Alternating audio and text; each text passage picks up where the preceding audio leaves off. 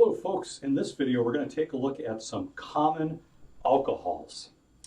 Now, the most common alcohols, there's two of them that you might have heard of, and that is methyl alcohol and ethyl alcohol. And they go by different names.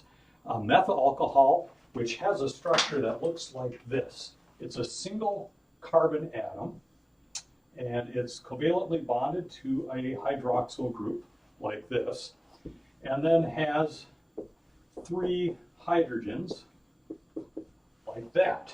Now this is called methyl alcohol. It's sometimes called methanol, and it's also called wood alcohol. All of these names refer to this molecule here.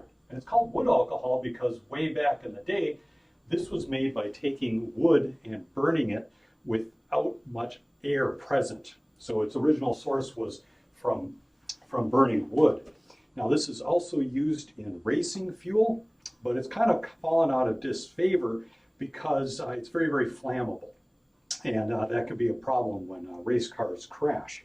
And so now they're starting to replace that with ethanol. Now this methyl alcohol is also very toxic, and that's because as it gets metabolized, it gets broken down by the body into formaldehyde. And formaldehyde is toxic. And so this affects the optic nerves, and this is the type of alcohol that can lead to blindness. Now, one of the curious things about methyl alcohol poisoning is if a person drinks this stuff, then one of the things that they do to get you to recover from that is to give you another type of alcohol, and this is ethanol. So ethanol is two carbon atoms covalently bonded to a hydroxyl group like this. Okay, and then we have some hydrogens like that. Okay, this here is our ethyl alcohol, and this is the type of alcohol you might think of as drinking alcohol.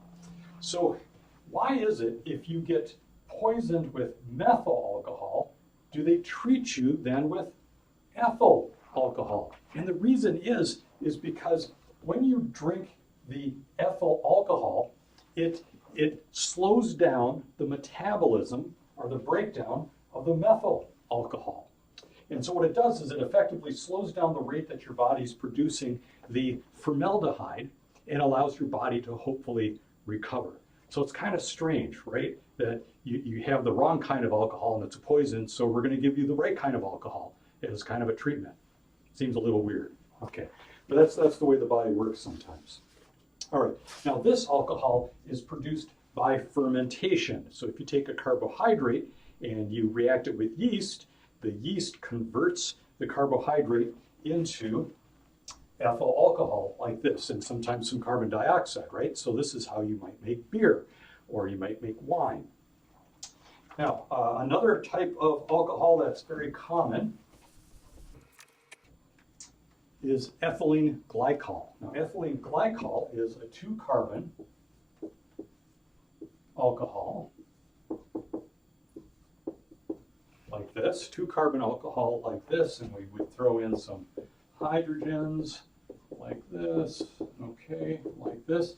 Okay, this is ethylene glycol, and this is used in antifreeze, in like radiator fluid. And this stuff is really, really toxic because when it breaks down, or excuse me, when it gets metabolized by the body, it can form crystals, and those crystals can form in your kidneys and destroy your kidneys, and without kidneys you die, right? So that stuff's bad. And the tricky, onerous part about this ethylene glycol is it tastes sweet. And if you've ever seen like radiator fluid, it looks like Gatorade. And so it's dangerous to leave this stuff just sitting around where somebody could drink it because it tastes sweet and it's very, very toxic. Propylene glycol, which is with three carbons. Propylene glycol has three carbons and two hydroxyl groups, and this is relatively non-toxic, and so this could be used then actually in food. It could be used in medications, so they might use this to dissolve different medications and such. So this stuff is non-toxic. And then another one that is fairly common is glycerol. So glycerol is just like this, except that we have another OH on here, another hydroxyl group. Now, glycerol is a byproduct of fat metabolism. And we can do this by taking fats and reacting it with strong bases and forming glycerol. And glycerol is used in lotions, it's used in soaps, it's used in shaving cream because it makes it kind of slippery. Glycerol is sometimes called natural antifreeze because there are some organisms that will produce this and have this in their blood supply. There's certain fish that'll do this. And it keeps them from freezing. So it's like a natural antifreeze. And we could also use this as an additive for soap. And so sometimes you might see soap that has a lot of glycerin content in it, and it'll be a little bit transparent. And then one last form of common alcohol is isopropyl alcohol, also known as rubbing alcohol. Now, isopropyl alcohol looks like this, where we have 3 carbon atoms. I'm just doing the skeletal structure here, and a hydroxyl group like this. So isopropyl alcohol, 3 carbon atoms, and the hydroxyl group's coming off of the middle one, isopropyl alcohol. Now, the reason this one's called rubbing alcohol is way back in the day when people had a fever, one of the ways that they would try to treat the fever was to try to cool you down. And so they'd take this alcohol, rub it on your skin, and as it evaporated, it would make you feel cooler. And so this was what was called rubbing alcohol. All right, so that is some common alcohols and their structures and uses.